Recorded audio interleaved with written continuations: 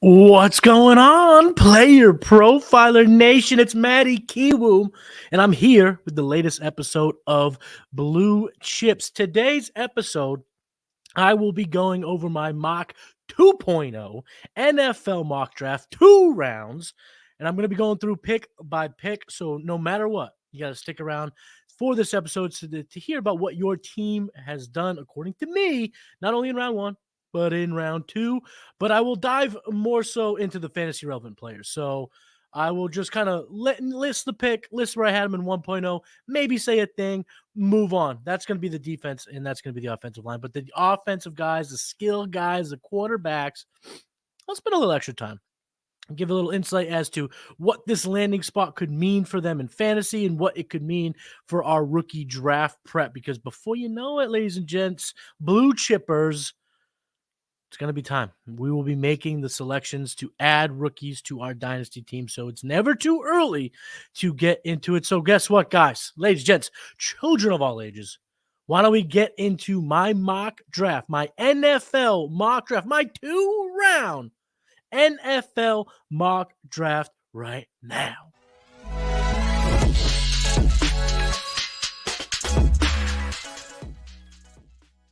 So here we are. We're starting at the tippity top. No trades. But some of the picks kind of reflect the trade. I'll get into it. But I'm actually going to lump the first 2 picks together. At the 101, I have the Chicago Bears selecting Marvin Harrison Jr., wide receiver from OSU. Last mock point 1, I had them getting Caleb Williams. So basically, the reason why I have Marvin Harrison at the 101 is not necessarily that I believe he's going to go 101, but because with the second overall pick in my 2.0, the Washington Commanders select Caleb Williams. So I expect that Caleb Williams will do his darndest to get out of Chicago, not be selected by the Bears. I know a lot of the commentary around the NFL is, Eli was able to do it because Eli's last name, it's Manning. And the Mannings are royalty in the NFL. So, of course, a Manning was able to shoot his way out of a situation. A Manning was able to move spots and go to the Giants. And I agree with that. I think it's a really good point. But I guess the other thing I would add is this is a different era. The core of public opinion is so substantial given everyone's ability to put their opinions out there in social media and all these things. And that can be weaponized. And also, whether it be big scale or little scale, it's still bad. You don't want to take a kid who doesn't want to be in your team, and we'll make that publicly known. And then in all decisions, what goes into a decision? Risk versus reward. How much risk? How much can you be rewarded? How much risk do you have to put in to really not have all that much? How much reward can you get depending on how much risk you have to put into it? And I think that when the Bears weigh it all out, they kind of say to themselves, hey, let's move back one spot. I know we were kind of in on Caleb, but if he doesn't want to be here, it ain't going to work. Let's keep Justin. We kept the quarterback. We kept the head coach. We got a new OC. Let's just add a legendary weapon to an offense that can be special. And that's why they go Marvin Harrison. Now, for fantasy purposes, I do think that this is the worst landing spot for Marvin Harrison. This is the worst landing spot, and I'll tell you why. He's a substantial prospect. He has the abilities to be a wide receiver 1 from a jump. That's what the French call from the beginning. So the fact that he's going to go to a team which, looked better in the passing attack last year, but still isn't a passing, barrage. And then you add him to a team who has a no-doubt wide receiver 1. I know DJ Moore is my guy. You see the card, boom, bam, right there, signed auto, bam, 3-color patch. So he's my guy, but I do think he's good enough to not allow Marvin to step right in and become, wide receiver 1, get out of my face. It's just me. It's nobody else. Like the Cardinals can offer Marvin. So I do think this is a bad situation for the Bears. Now, is it going to tank him in my rankings? No, he's still my number 1 player taken in 1 QB. But I do think now this makes it so he's my number 4 in Superflex. So give me the 3 quarterbacks. because Drake Maye going to the Commanders. Caleb Williams going to the Commanders is a good spot. Weapons there. Got his OC, got his quarterback's coach and Cliff Kingsbury now OC. And I don't love the Nolan hire. I don't love the new head coach, Dan Quinn. I call him almost Mike Nolan because that's kind of how I feel. The Dan Quinn hire for the Commanders, but he did nurture and help get Matt Ryan to really, really high heights in the league and be really good in fantasy and also NFL. So I like that landing spot enough. So let's go to the 103, which leaves Jayden Daniels. So Drake Maye on the board. The Patriots here still take Jayden Daniels. It appears that New England will be targeting a quarterback. Head coach Gerard Mayo has made that perfectly clear, that he is intending to target a quarterback in this year's draft, and they are sitting in a spot that they haven't sat in since they were able to take Drew Bledsoe back in, 96? I don't know. I was young. That's how long ago it was, because I'm old. But this, and my gut tells me that they'd go with Daniels. I think that they're going to have Daniels and Maye ranked pretty similarly, and I think that they go with Daniels. And for fantasy purposes, I think this is the worst case scenario for Jayden Daniels. I think any quarterback going to the Patriots is the Stoneman landing spot in this year's draft. Although I will say, of the three quarterbacks at the top of the draft, Daniels is the one going to the Patriots that I still would take. I'd still have confidence in. I would hate Caleb Williams or Drake Maye going to the Patriots because I think this is a longer term rebuild with those quarterbacks. Where Jayden Daniels, I don't think it's going to work. I'm sorry. I think he's very talented, but I think the Patriots are in such disarray right now.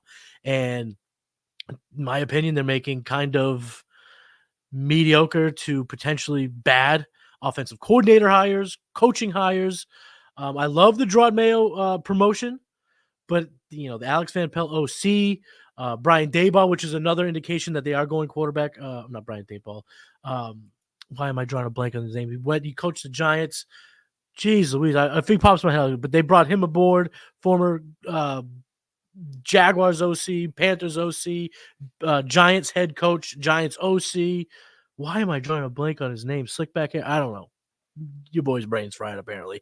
But anyway, they brought him aboard with the notion because his scouting process for quarterbacks is well regarded in the league. So it makes sense to help out the new team. But the reason why, let me get back to fantasy, the reason why Jayden Daniels on the Patriots hurts the less for me, because I could see a Justin Fields-esque fantasy output where the NFL circles are not exactly pumped with what they're seeing, but us fantasy gamers don't care, because I could see 1,100 rushing yards in this offense. I could see 6, 7, 8, 9 touchdowns on the ground, and also just doing whatever he can in the air as a bonus. But the Justin Fields level of play for us fantasy gamers is very much alive and well. So of the three quarterbacks in the top of the NFL draft, who would I want to see go to the Patriots the most? Jayden Daniels. That's what I would like to see for us fantasy gamers. In 104, the Arizona Cardinals do not get Marvin Harrison Jr., who I had them taking in my first round mock. Joe Alt, tackle from Arizona. This I'm not going to get a whole lot into, but he's just my favorite tackle. I think this gives them two of the best young tackle duos in the NFL by going this route. But I would say for fantasy purposes, whoever they settle on being their running back, I'm in that much more on Kyler Murray because he's not going to have that as much pressure. And I'm also in on the pass catchers because he's not going to have so much pressure he's going to be able to throw the football.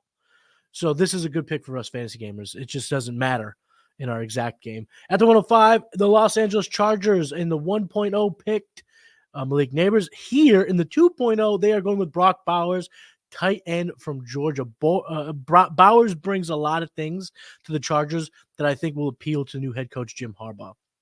Talent, toughness, and experience. All of that can head to the City of Angels and just be another crazy weapon for Justin Herbert in the offense. This is a high spot, 105. I could see this being a candidate where they trade down if one of these QBs begin to slip. So I do think that it's probably on the table, but it might be later than 105. Either way, we love it for fantasy. We love it for fantasy. Keenan Allen won't be there forever. Mike Williams, the rumors is he will be a cap casualty. Quentin Johnston didn't do much last year to prove that he's going to be a target monster. Brock Bowers could go right into this and be the number one target immediately. If Keenan Allen there, it's hard to see him be pushed aside, but we have seen Keenan Allen miss time. And Brock Bowers, I think, will be the favorite target. And the way that you can use Brock Bowers is incredible. The versatility he showed in college is really second to none. He had more yak than wide receivers Xavier Legette, Marvin Harrison Jr. He had 30 less yards after catch than Rome Odunze and played 5 less games. This is a tight end that's very special. He can make big plays. So going to the Chargers, we love that. He immediately becomes cemented as my number 4 pick. Number 4 pick in 1 QB, somewhere in that 106, 107 range for Superflex. So this is a great landing spot. 106, Malik Nabers, and 1.0 had him taking Olu Fashanu here. At 2.0, Malik Nabers, wide receiver from LSU. Quarterback will be tempting for Dayball here if one of the top 3 fall. In this mock, one has fallen, but when we get to him, I'll explain why I did not necessarily think that he'll be there at 6. But Malik Nabers gives them everything they need. They need a guy that defenses have to game plan for. They're not really game planning for Jalen Hyatt. They're not really game planning much for Wan'Dale Robinson or Darius Slayton. Even when Darren Waller's on the field, they don't have to necessarily game plan.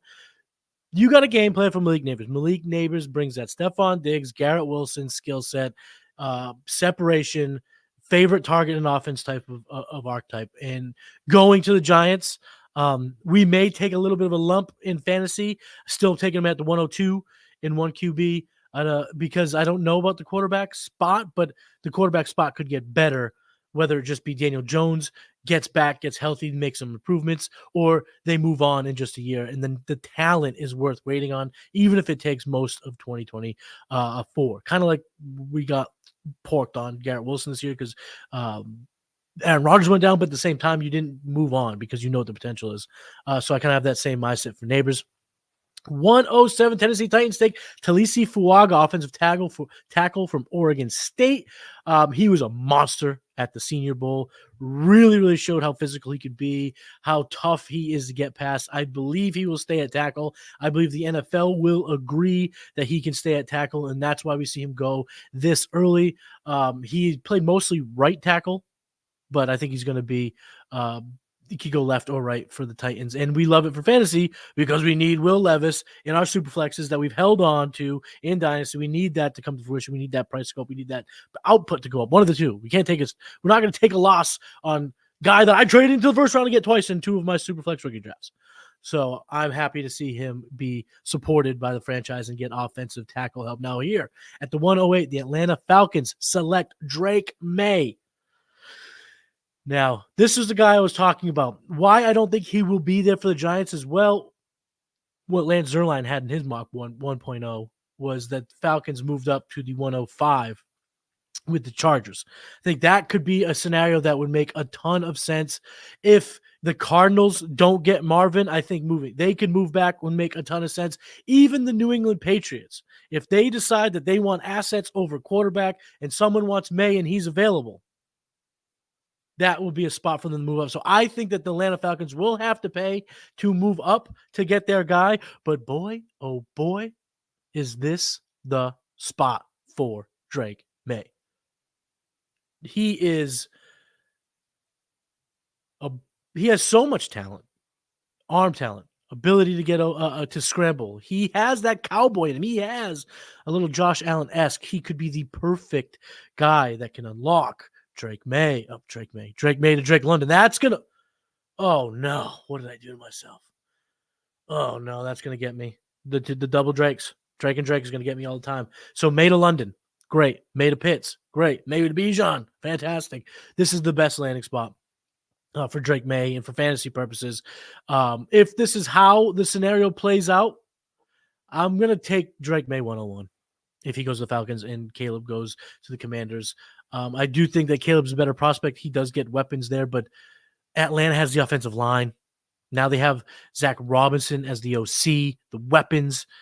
this is the nuts landing spot for any one of these top-end rookie quarterbacks that will give them a quick boost going on. So at 9, I got Dallas Turner to the Bears. They get Marvin Harrison. They get Turner. Great draft for them.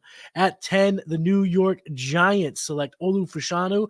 He falls to 10, and Aaron Rodgers is happy for it. He can play left tackle, replace Mekhi Becton, who's been a bit of a bust, but he's a crazy good athlete, and he really might be the most limitless tackle in this draft.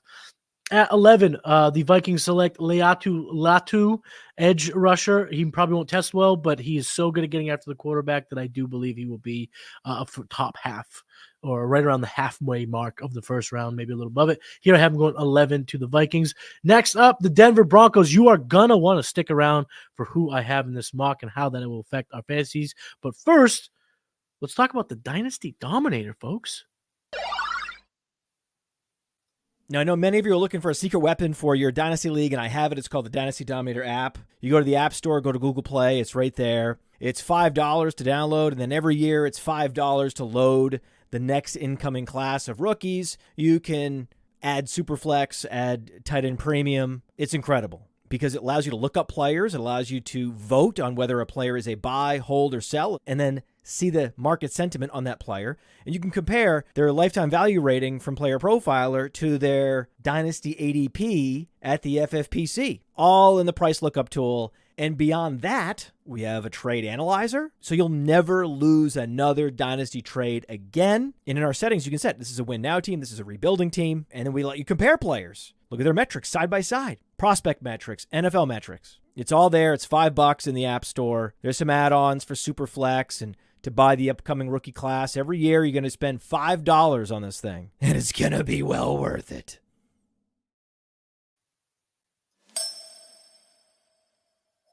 Matty Kiwoom here, Blue Chips, going over my mock draft 2.0. This is an NFL mock, and it is 2 rounds, and you can get the whole thing at playerprofiler.com. I'm breezing through the offensive lineman and defense, so if you want my blurbs on each player, because I did do a blurb for all 64 picks, head over to playerprofiler.com and check out the article. But now we're up to pick 12.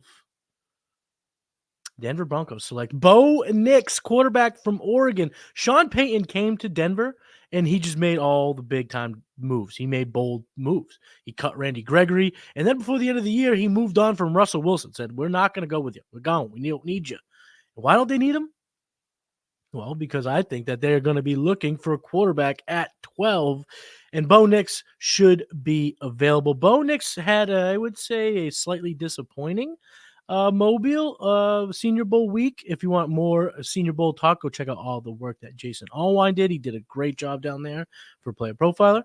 But I still think the 2023 season and the floor of his skill set is just those two things are enough to make him a first rounder. Experience, he has taking I think exactly 5,012 college snaps. He has been around, and he's had his ups and downs. He's faced adversity, but he's coming out on top. I think he has all the skill sets you need: accuracy, mobility. He can play that point guard position. And Sean Payton's just the type of offensive mind that, linked up with Bo Nix, I think can truly be successful. For fantasy purposes, I think this makes him I think he could be. I have a tier at the 107 to 108 in Superflex. So at 108 is the earliest I would be okay taking Knicks here in this situation.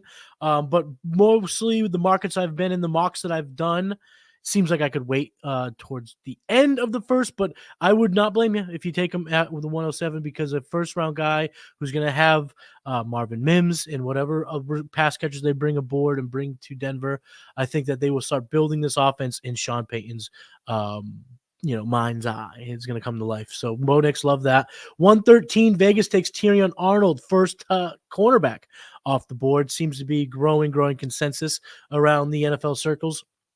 At 14, the New Orleans Saints, I have them taking Rome Odunze, wide receiver from Washington. It feels to me that this might be late for Rome Odunze. The NFL seems to absolutely love what this kid brings to the table. So I could see him getting into the top 10 of the NFL draft, but here I got him going 14. And regardless if you like it or you don't, the Saints have said they're bringing Derek Carr back. So if you're going to bring Carr back, let's give him some support, because if you look at this offense, you have Kamara, you have Chris Olave, Juwan Johnson's pretty good.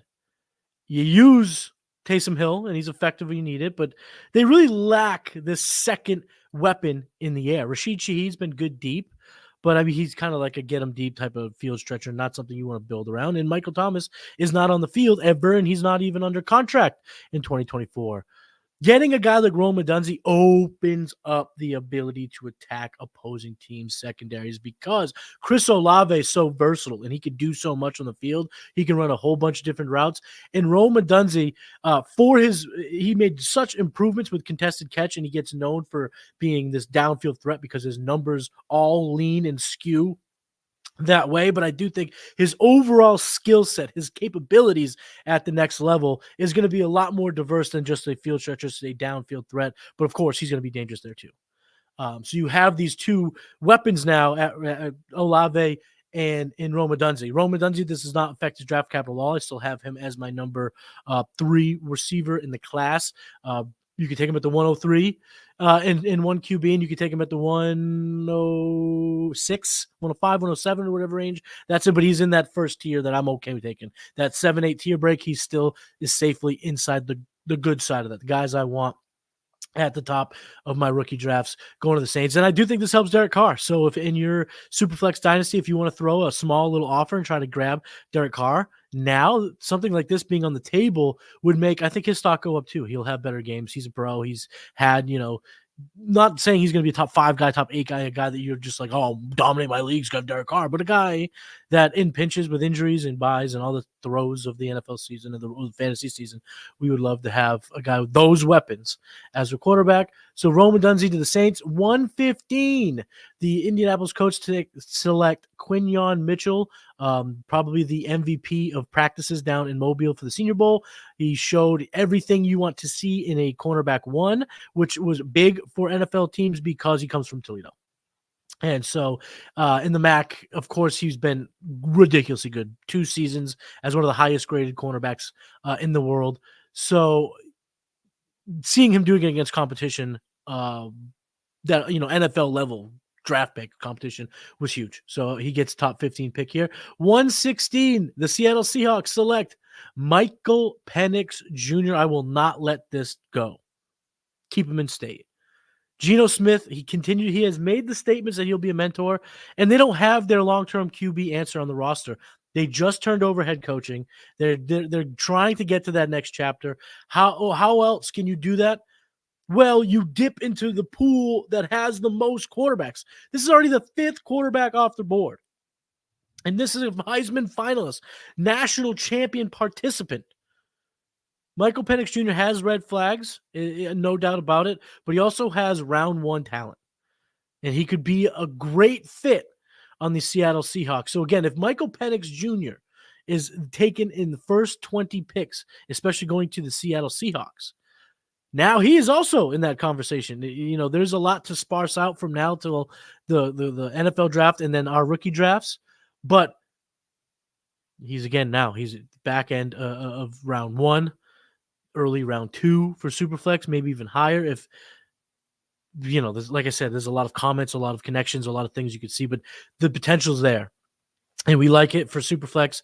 This could be a big year for quarterback, but we'll see. But as of right now, love it. Seahawks, it's good for, we saw how good the deep ball is, so it's good for Metcalf. It's good for intermediate routes. He could throw the people open over the middle of the field, which is good for JSN and Tyler Lockett. This is, again, a great, great fit. And you'll notice throughout this mock, I have some NFL knowledge to go off of from reports I've read and things I've listened to, podcasts and whatnot, but we're still so green. This is still pre-combine. We don't even have their athletic numbers. So these are all kind of ideal spots, as you'll come to know. They're all kind of what I think would be ideal for them and what I think is very much on the table.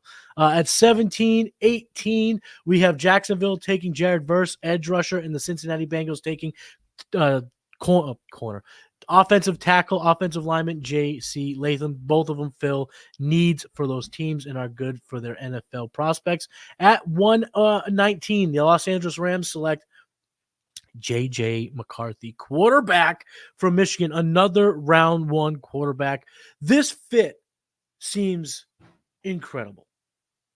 It does. It seems perfect.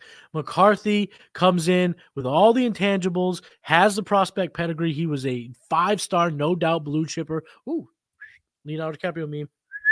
Blue chips. He was a 5-star blue chipper from Illinois, national champion, crazy accurate, showed improvements in his pocket presence, showed improvements in his quarterback development overall year to year.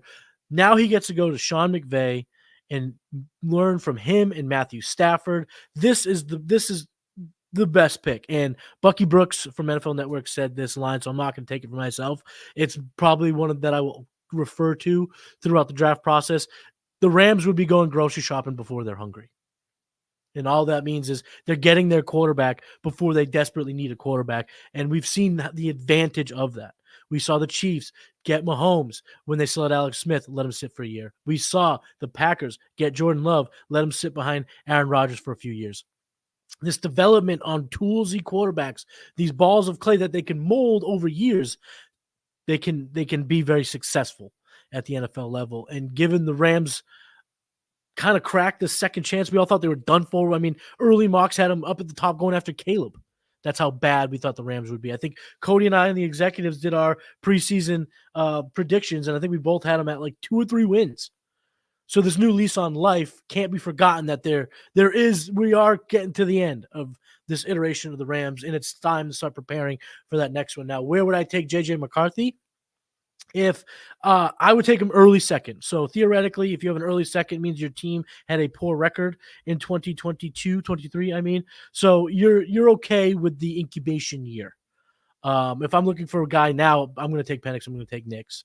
But if I can get a guy, he's maybe my 4th quarterback, or maybe I have a chance to get a 3rd quarterback and push him 4th, whatever the case may be. But if you can wait that year, J.J. McCarthy would be so valuable on this team. Him and Puka Nacua could be a new deadly combo as early as 2025. At 120, the Steelers are taking Tyler Guyton, freak offensive tackle from Oklahoma. The Miami Dolphins at 121. I can't do that. At 120 doesn't make sense. At the 21st pick is Jackson Powers Johnson, offensive lineman from Oregon. The 22nd pick goes to the Philadelphia Eagles, and they select Cooper DeJean, defensive back from Iowa. 23rd pick, Houston, Texas, take Jershawn Newton, defensive lineman from Illinois. Them getting a dominant interior defensive lineman would be huge for the development of that defense. We saw Will Anderson get his Defensive Player of the Year, rightfully so, and they add a guy who can get after the quarterback, can help in the run. DeMeco Ryans in his squad would love the addition of Newton. At the 24th pick, the Dallas Cowboys select, and this is a fun one, ladies and gents, Brian Thomas Jr., LSU wide receiver. When you look at the team, something definitely sticks out like a sore thumb. That Michael Gallup is I would say it's above potential. I would say it's a likely cap casualty. They can move on from Gallup this year. There's a little spot for them to do so.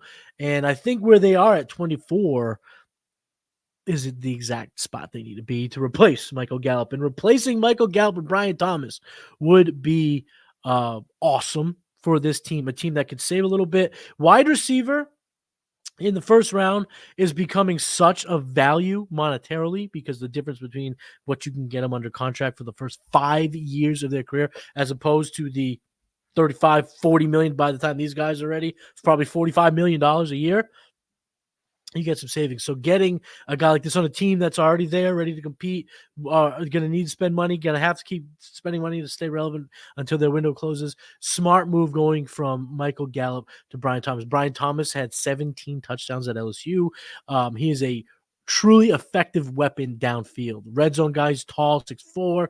He's got the speed. I think he's going to test so well at the combine. I absolutely see him as a first rounder. The knock on him, and this is kind of coming from Cody, and I'll give him a shout out for this because I kind of overlooked it because of where the landing spot I had him going to. But the truth is, getting a guy like Brian Thomas, he does fit that bust profile of a boom bust type of guy. And I just mean like there's a lot of bust potential with those profiles. he's got to go to a team in which they're okay throwing deep. Well, Cowboys are okay doing it. They're okay throwing deep. He fits well with what they want to do with Ferguson and CeeDee Lamb and then Brian Thomas. Not which I think they still have Brandon Cooks, so that's a nice fourth option. But Brian Thomas going to the Cowboys, I think, changes the dynamics, and he would be solidified as my wide receiver 4 in this class with this landing spot. 25th, the Green Bay Packers select Kool-Aid McKinstry. That's both times I've had him mocked there, so I guess I really, really believe in it. At the 26th pick, the Tampa Bay Buccaneers select Nate Wiggins, cornerback from Clemson. The Arizona Cardinals are up. The Arizona Cardinals already picked, but the Arizona Cardinals have the Houston Texans pick, so they're up here with 27, and they select wide receiver from Texas, Xavier Worthy. Worthy isn't being mocked in the first round by many yet, but I think he will be. 6 feet, but he's not big. He's not a 200 pounds, so he's not huge, but fast. Very fast. Has a 1,000-yard season under his belt on an offense that also had A.D. Mitchell, Jatavian Sanders, Jonathan Brooks, Jordan Willingham, Waltonfield. I'm so sorry. Again, I don't know why my brain. You know what it is? It's been a long week. But a fun one. But anyway, we have Xavier Worthy, and then you just look at the team. Sometimes, listen, Hollywood Brown leaves, Xavier Worthy comes in. Xavier Worthy is routinely comped to a Hollywood Brown, both for the good and the bad reasons. Seems like a great fit, right? It seems like a great fit there. Just a nice transition. And now the Cardinals have an offensive tackle and a downfield threat for Kyler Murray. So for fantasy purposes, again, great landing spot. You can see a lot of targets, can grow, develop with this offense, and their quarterback will have time to throw it deep to him. So we love Xavier Worthy to the Cardinals, or at least I do. So especially getting that first-round draft capital, we're going to have to really rev up his value. The next pick is also a valuable one. The Buffalo Bills at 28 select wide receiver from Oregon, Troy Franklin. Gabe Davis can go get the bag from another team. He can move on.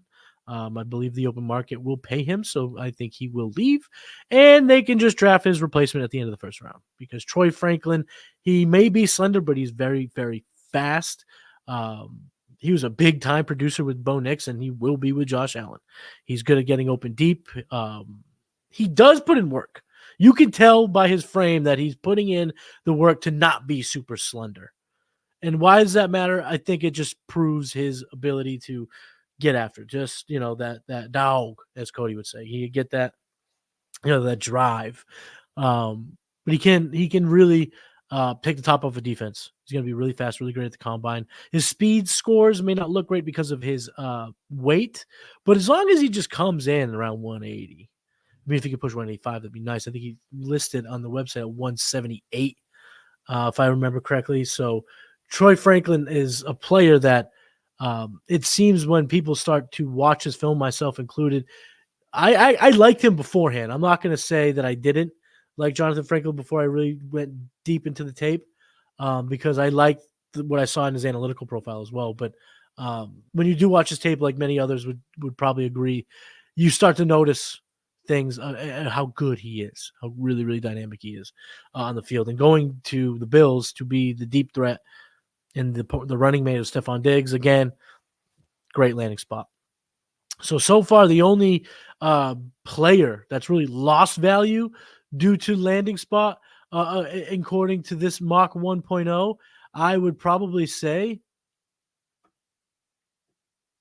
is Marvin Harrison Jr. And I mean, we're talking, I didn't even move him down a slot. So it just shows the sturdiness and the potential of this rookie mock. But let's keep going with my NFL mock 2.0 that you can get at playerprofiler.com. Again, I'm really just diving into the fantasy relevant guys, the offensive linemen and the defense. I do have blurbs for, reasons for, a little bit of highlighting them. So if you want to see what your favorite team did, if they didn't go fantasy player, go to playerprofiler.com and get the article. You can get all 64 blurbs for the picks in rounds 1 and 2. And we are getting to the end of round number 1 here. The Lions with 29 take TJ Tampa, really, really tough cornerback from Iowa State. I think he's a perfect Dan Campbell guy. Baltimore Ravens with pick 30 get the steal of the draft, the perfect fit, the perfect move. This would be the stars aligned for the Ravens because they get Byron Murphy, defensive lineman from Texas. That would be nasty. But the 31st pick, and yes, I said 31st pick for the San Francisco 49ers. Maybe that tells you who I think is going to win the Super Bowl. By the time you listen to this, maybe you already know. But anyway, I got the San Francisco 49ers at 31, taking Jordan Morgan, offensive tackle from Arizona. Just another reason to love it for fantasy because it's going to help keep Brock Purdy upright, help get it to the weapons. Offensive linemen aren't always fun for us fantasy gamers, but it can help the weapons that we are depending on for fantasy football. So we got to cheer it on. And with the 32nd pick, the Kansas City Chiefs do not go wide receiver, but they take Chop Robinson, edge from Penn State. So that's going to be round number 1. Let's get into round number 2 because there are a lot of fantasy relevant players also in round 2. So if you're just tuning in now late in the premiere, keep up. We got not 1 but 2 rounds. This is an NFL mock 2.0 with 2 rounds. So in the second round, the 201, the first pick in the second round, the Panthers select Keon Coleman, wide receiver from Florida State. Keon Coleman has a lot of upside. He has a lot of upside. Super athletic player, former basketball player for Michigan State. I mean, that's impressive athleticism. What you can see him do when you watch him is incredible. There is a bit of a show me how you got there type of thing where I see the answers to the test, how lackluster he was in his surface stats and also analytical stats, but look so good and be so athletic. So when the testing happens and teams can see him and I'm confirmed that he is the athlete that we're suspecting. He does have the capabilities. Maybe he comes up in the board for me. But here I still have him pretty high with all those question marks going to the first pick to the Panthers. With Dave Canales there, he knows the importance of weapons. I mean, he was in Seattle when they had Lockett and DK. He was in Tampa when they had Godwin, Evans, and Palmer. I mean, he understands the importance of weaponry. And a guy like Keon Coleman can dominate on the outside where Jonathan Mingo can maybe make improvements and kind of take a little of that Adam Thielen role away. I think it would be a massive pick for the team, and it would be good for fantasy, although it would come with a lot of red flags. There are some landing spots here coming up that I would prefer to this one because we saw how bad it could be, and we don't know if it's Bryce Young or not. I suspect he's better. I think he's a lot better than what he showed last year, but we don't know.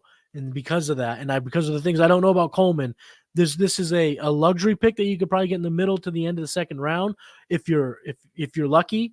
But if you're having to push the envelope and take him early second, I'm gonna look elsewhere.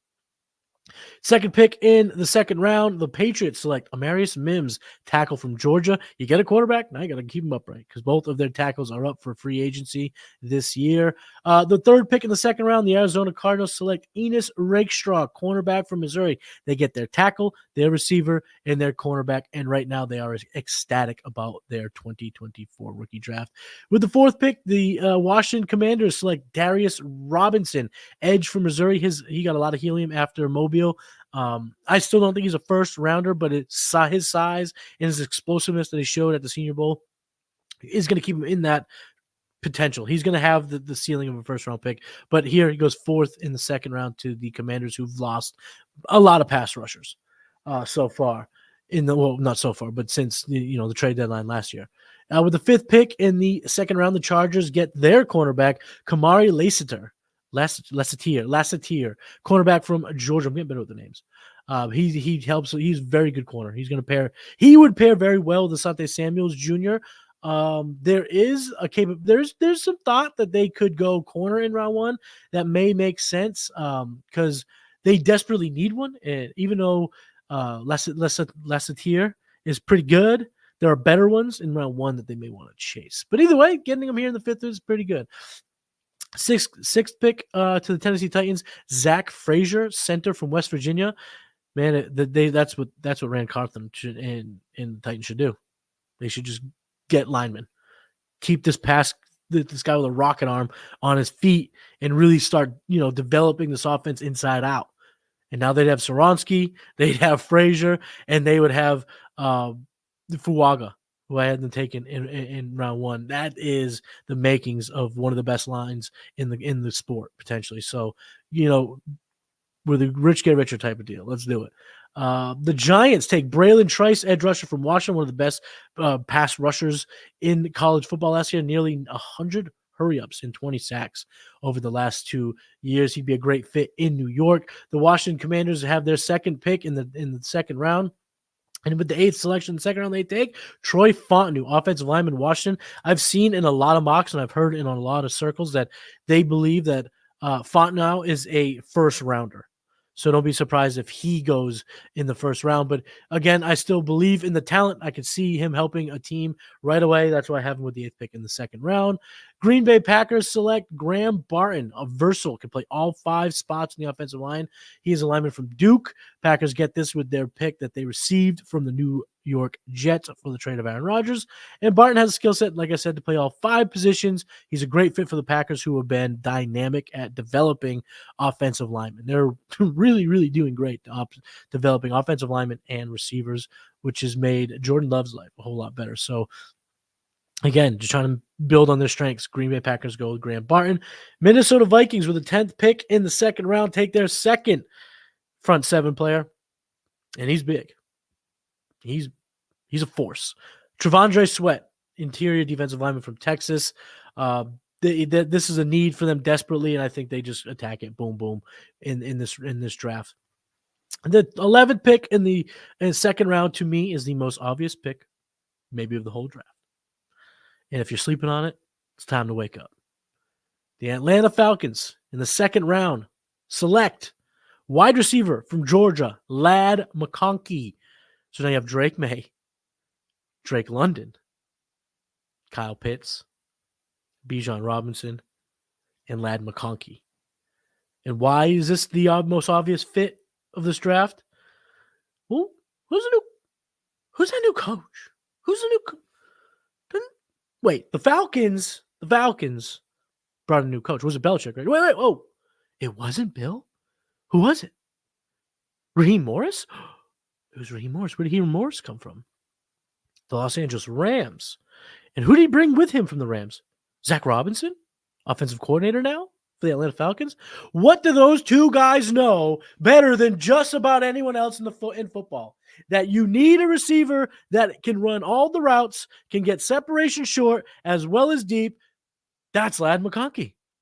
Now, I'm not going to say he is the next ... because I think that's what you're all assuming. That's all I'm saying. That's a lofty thing to put on somebody's shoulders. But we saw how crisp of a route runner he was at the Senior Bowl. We saw his yards per route run over the last season at Georgia. We see the capabilities of Ladd McConkey. And like I said, Raheem Morris, Zach Robinson, they know better than anyone how important this skill set is to your offense. And now you got Drake Maye and Ladd McConkey, along with all the other weapons that they already have. This here is fantasy. Not going to use the P word, but it rhymes with corn. This is fantasy corn. At 212, the 12th pick in the second round, the Las Vegas Raiders select Christian Haynes, one of my favorite players in this whole draft. Kid from UConn, interior lineman, nasty, good reps down in the Senior Bowl. I think this kid locked himself in to a top 50 pick. And right here, I got him going inside my top 50, 12th to the Raiders in the second round. At the 13th pick in the second round, the Saints select Chris Braswell. If he's available in the second round for them, I mean, that's just chef's kiss. That's perfect. Perfect fit. Good player. Something that they desperately need. And then they have a sneaky good draft. Man, I'm a good drafter for these teams. Maybe one of these teams should hire me because Rome Odunze and Chris Braswell, it's a pretty good haul. With the 14th pick in the second round, the Indianapolis Colts select Edgerrin Cooper, first linebacker off the board. This kid is energy. He doesn't have energy. He is energy. He can attack the quarterback, good in coverage, sideline to sideline capabilities, something the Colts desperately need. So they take it here with the 14th pick in the second round. The New York Football Giants make their third selection of the draft, and they do not go quarterback. They take offensive tackle Patrick Paul from Houston. This allows them to move Evan Neal inside and truly put forth an offensive line that can not be as Swiss cheese as it was last year. 85 sacks, led the league, did not do anything, didn't do right by any of the quarterbacks that played. Getting a guy like Paul does help that problem tremendously, especially if you can get Evan Neal to buy in to move inside. Jacksonville Jaguars with the 16th pick in the second round take Adonai Mitchell. Fiddler.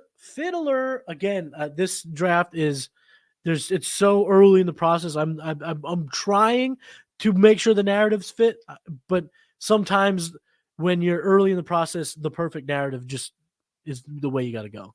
And the reason why the Jaguars are making the selection is that they did not sign Calvin Ridley.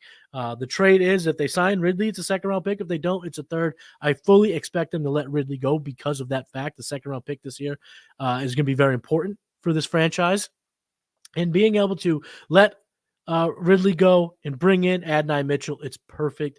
The skill set that Adonai Mitchell brings complements Christian Kirk and Evan Ingram so well. The downfield attacker for Trevor Lawrence, who has already been there's been murmurings that they may want to bring T. Higgins aboard. So there's clearly a desire to have a go-get-it, a deep threat to go-get-it in the red zone type of player, and that's Adonai Mitchell, wide receiver from Texas. With the 17th pick in the second round, the Cincinnati Bengals select Jatavian Sanders, tight end from Texas. Back-to-back Texas players off the board. Sometimes you make picks and they seem too obvious. This is absolutely one of those picks. Those picks that you go, this makes too much sense. There's no way it's going to work. No way is it going to happen. It makes too much sense. That's why this won't happen. But it makes so much sense. Cincy needs they need Jatavian Sanders. Every single one of their tight ends are up for free agency. None of them are all that good. We saw some success at the end when you had a backup quarterback throwing to the third string tight end, but that's not what we're trying to go forward with Burrow, and especially with their quarterback concerns. I mean, their wide receiver concerns. Boyd is a free agent. T. Higgins is a free agent. I expect them to bring Higgins back. But what if they don't? What if they can't? Or what if they can't bring them both back? They need to keep adding to this repertoire for Joe Burrow and Jatavian Sanders, athletic freak. I mean, this kid came into college, he was a 5-star running back, 5-star linebacker, 5-star defensive lineman, 5-star tight end, 5-star. He could do whatever he wanted. That's how much of a freak he is. Fourth in the nation in yak, so he checks that box. He has the size, and I think going to the Bengals would be so good. So good in your tight end premium leagues. He may fall into the back end of the first, but I think in Superflex, you're looking at an early second. I think he is you should plant your flag on Sanders as being a tier break when you after the Keon Coleman's, Ladd McConkey's are off the board, before Adonai Mitchell, before Leggett, before Roman Wilson, before the guys I'm about to get to. I'd want Sanders in this situation because I think it's a tier break. Because tight end 3 in this class, might as well. We don't know. I mean, that's, I guess the answer is the noises I just made. That's the answer. With the 18th pick, the Philadelphia Eagles take Jeremiah Trotter Jr., linebacker from Clemson. Great pick to pair with Cooper DeJean. A defense that is strong just gets stronger. With the 19th pick in the draft, in the second round, the Los Angeles Rams select Kyron Agamagaji. I think I said that right, actually. I think I'm getting really better with the names. He is a tackle from Yale. I said it in my mock 1.0 that this kid would have some of the strongest helium throughout the process, and here we are seeing him pushing the top 50 inside the top 2 rounds. So I think that as we see him in Indy at the Combine, I think he's going to solidify himself as a top 2 round pick. And again, the Rams here going quarterback, going tackle, really hitting the cornerstones of the franchise. With the 20th pick and the 21st pick, 2 defensive players. The Steelers first take cornerback Jarvis Brownlee Jr. from Louisville. He was very impressive at the Senior Bowl. And then the Dolphins select Peyton Wilson, linebacker from NC State.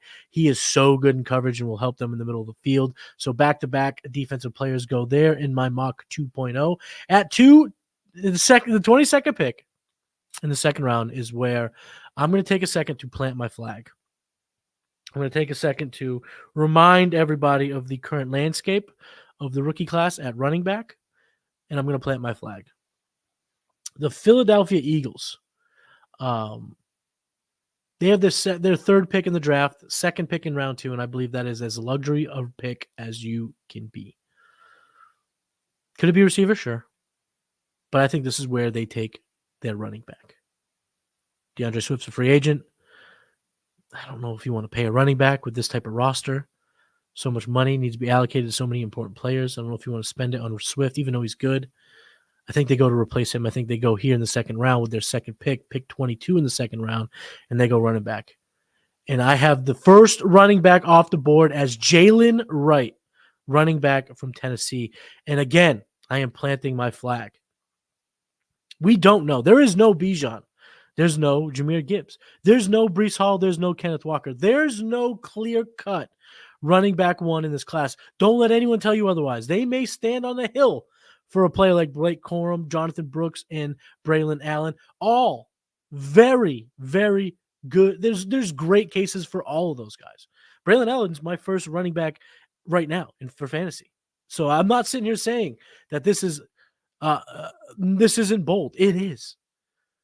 But Jaylen Wright fits this scheme perfectly. 5'11", 205 pounds, projected around a 4.3 at the combine. So balanced, can do it all, evolved in the passing game. And I think that this is what people need to realize about this running back class is that there's no top dog. The top dog still has to be sorted out. Will it be Jaylen Wright? I think it's possible. I really think it's possible. Braylon Allen's giving the mix. Blake Corum, Jonathan Brooks, Trey Benson. The secondary note about this running back class is, again, I've said it once and I will always say it because I believe that I want to help everyone when it comes to fantasy football. Go get round 2s and round 3s in your rookie drafts. Just get them. Get a shitload of them. Because all of these running backs won't work, but a bunch will. There's a lot of good, solid, they will be thrust upon in different roles to produce for teams, and they'll get shots. Will it be right away? Could they have a Kendre Miller season? Sure, they could. But they could easily have a season where they're put in, and now you're looking at a running back one for the rest of the year. And I know these aren't rookies, but I'm talking about like the Chuba Hubbard, Devin Singletary. These are both teams that could take one of these running backs in round 3, round 4, round 5, and make a difference. So I'm planting my flag on Jaylen Wright. I think we're going to be very, very impressed with him through the process. And here in my mock 2.0 that you can get at playerprofile.com, Jaylen Wright is my first running back off the board. Now you might be asking, where does he go then in rookie drafts? Well, if this is real, if this mock draft was accurate to 100%, you're talking about him in one quarterback leagues being in that conversation for the 107, 108. I think, no, that's super flex.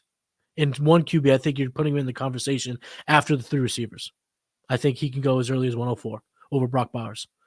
If this is the scenario, this is dream landing spot for a guy like Jaylen Wright. And I also want to take one quick minute to say, even if it's not Jaylen Wright, if it's Braylon Allen, if it's Trey Benson, if it's Jonathan Brooks, if the Eagles take running back here, which I expect them to do, or trade one of these picks, because I think this is as luxury as a luxury pick can get for this team. That this running back is now in the conversation for a top pick, after these receivers or quarterbacks, depending on your format. So that is me planting a flag with the 223. So the 23rd pick in the second round, the Cleveland Browns make their first selection and take Chris Jenkins, defensive interior lineman from Michigan. The 24th pick is another fun one. The Cowboys select Braylon Allen, running back from Wisconsin. So see, I do believe in Braylon Allen. I do think he is absolutely in the conversation for the first running back. And in this scenario, you were going to piggyback the two. These are the best landing spots. These are the nuts landing spots for running back in our fantasy leagues. I think if the Cowboys and the Eagles take second-round running backs, you are now putting them into the conversation of who's off the board after the top 3 quarterbacks, top 3 receivers, and superflex, or the top 3 receivers, and then these running backs, so 4, 5 in one QB formats. They are right in that Brock Bowers territory, especially if you are a contender that traded up. So theoretically, you are a team that has the pillars to win, but you're looking for the ancillary players, the running backs, the things that you can plug and play. You're going to want to get to that mark and take your pick if this is how it indeed plays out. We are nearing the end here, and I'm just going to speed through these defensive players in the middle because I have a grouping of fantasy relevant guys that we're going to dive into before we wrap up the show. The 25th pick, the Green Bay Packers select Tyler Nubin and quietly have themselves a great first 2 rounds. The Tampa Bay Buccaneers need to improve their pass rush, so they take Marshawn Nealon, edge from Wyoming. With the 27th pick, the Houston Texans select Mike Sandstrill, cornerback from Michigan. This might be high for a slot receiver, but he is a very good one, and he would be a big-time addition. So taking Newton and Sandstrill here with their first 2 picks makes their defense worthy. So if you're in a dinosaur league and you play with defenses like I do, Texans would be a very, very sneaky last round pick with the defensive rookie of the year, Will Anderson, and now 2 rookies that they've taken in the first 2 rounds. With the 28th pick, Buffalo Bills select Jonna Ellis, edge from Utah. That would be a bit of a slide for Ellis. He's a little undersized, but it would be a great come up for the Bills. So the last 4 picks of the Mock 2.0, the NFL Mock 2.0, the 2-round NFL Mock 2.0 that you can get at playerprofiler.com. The last 4 picks are all receivers. So I have the Lions, Ravens, 49ers, and Chiefs all selecting wide receivers. The Detroit Lions with the 29th pick select Tez Walker, wide receiver from UNC. Josh Reynolds has been solid in this offense, but he is a free agent, and I think it's time that they move on. I don't think they really need the services of Josh Reynolds anymore, and Tez Walker goes right into that role. I think his stock is falling, but in fantasy, this landing spot would cause that to spike up just a bit. Would I put him in the round ones, Coleman and Lab McConkey? Yeah, he'd be knocking on that door. He'd be right in that range. That's going to be wide receiver 8 to wide receiver. Basically, wide receiver 8 to wide receiver like 18 is wide open for me. But we see a smattering of those guys here. With the 30th pick in the second round, the Ravens take Xavier Legette, wide receiver from South Carolina. They're known to be really confident in players, even if their stock tends to fall throughout the process. And Xavier Legette would be a great pickup for this type of offense. It gives them a big guy, 6'1", 227, not quite DK, but he's very fast. He's good with the ball in his hands. He can go deep, good contested catch guy. It's a great compliment to Zay Flowers. It seems like Odell Beckham, he's a free agent, so I don't know if they bring him back. Even if they do, they still need to keep Lamar Jackson in this offense cooking, and Xavier Legette would be that guy for them. Good for again, these landing spots are not going to hurt their spots. I think at the end of the second is a sweet spot that we are okay with, especially in this class. This class is loaded. With the 31st pick in the second round, the San Francisco 49ers select Brendan Rice. Legacy pick. Jerry Rice's kid goes to the same team. Juwan Jennings is a restricted free agent. They can let him go, bring him in. And again, they're just trying to keep this train rolling. Brendan Rice brings a tenacity. He brings a toughness. He brings a go get it that would really complement. I mean, Ayuk can do it all. Debo, obviously, his versatility is wildly important. George Kittle has been so good in so many levels for the 49ers, and McCaffrey. But Brendan Rice then gives them just another deadly weapon in the red zone, another weapon to go deep, another concern for opposing offenses. So in this scenario, right, they do not go defense in the first 2 rounds, which I don't care. I'm a fantasy guy. I want to see this. Brandon Rice would elevate here. I think he goes above. In my last episode of Blue Chips, go check that out. I go through the guys at the Senior Bowl, and for the wide receivers, the conversation essentially landed where do I believe they're a roster clogger receiver? Your KJ Osborne's, your Josh Palmer's, the guys that have some value but don't, so you can't cut them, but you're not confident in starting them every week. I think this pick puts him above that line. Now, I go in depth where I think the Senior Bowl participants fall, so go check out that last episode of Blue Chips to kind of exactly know who goes where. But Brandon Rice jumps over that line with Flying Carlos going second round to the Niners. And with the 32nd pick in the second round, the last of my mock 2.0 that you can get over at playerprofile.com is Kansas City Chiefs select wide receiver from Michigan, Roman Wilson. The MVP of the Senior Bowl. I'm not talking about the game, though, Spencer Rattler, but I'm talking about the week. He might have gotten MVP over Quinyon Mitchell, even some, because they played one-on-one, and Roman Wilson made it happen. One-handed catch on the sideline as they both kind of fell.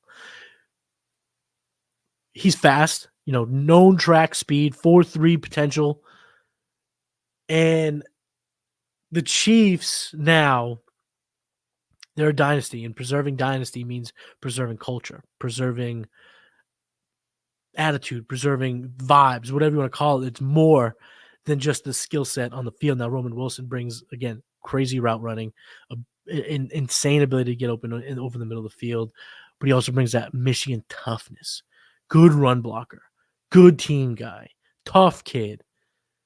Everything that the Chiefs are going to be wanting and being attracted to as they continue to try to keep the train rolling in this dynasty that they have going on. Because I haven't seen a Super Bowl yet, but again, I'm picking the Chiefs. That's what I think they're going to win. So I think that's 3 for Mahomes and the Chiefs. And his crisp route running speed and, like I said, consistency and that toughness is just a match made in heaven. Now, where would I put Roman Wilson and the Chiefs? I am going to elevate him above Tez Walker. He'll be above A.D. Mitchell. He'll be above Lad McConkey, and he will be above Keon Coleman. So he will be in that. He'll be in amongst the round one guys, the Troy Franklins, the Xavier Worthies, Brian Thomases, and of course not those the top three. Top three is a different thing, but I would have he will elevate there. Seeing what they've done, Rashee Rice. Understanding that there are a lot of vacated targets to be coming if Kelsey is, in fact, at that decline. So this is a massive pick for the Chiefs and Roman Wilson for us fantasy gamers. And that's it. That's our mock. We're going through it. 1 hour. We did it. We did it. All 32 picks in the first round and all 32 picks in the second round. Again, I didn't really dive much deep into the defensive players and linemen. So if you want to see what your favorite team did in the first 2 rounds and want to know why and know a little bit about the player, head on over to playerprofiler.com and you can read the blurbs for all 64 players. I'm Matty Kiwoom. You can find me on X at Matty Kiwoom. The game plan is coming back. Trade Gods is coming back. Blue Chips is here. Futurecast is here. Those are my 4 shows here on Player Profile that you can find me. Chuck talking about prospects, rookies, dynasty, all that good stuff revolving around fantasy football. And if you want some more, head over to the Executives of Fantasy Football YouTube. That's Cody and I's channel where we're doing the Hurdle Tuesdays and Wednesdays. The Hurdle is now on Player Profiler on Tuesdays, so you can catch that there. And if you just want more Kiwoom, head over to patreon.com/executives. And I will see you guys next week. Peace. Hey, I want to take a moment to thank you for tuning in. It's important to me that all of our media be free. This is only possible because of you allowing a true independent sports media enterprise to thrive unlike any other in the business. So please subscribe to the All In package to continue to make all of this possible, to ensure that all of our stats, information, data, content is available to you, especially you, the people that get the site and get the show.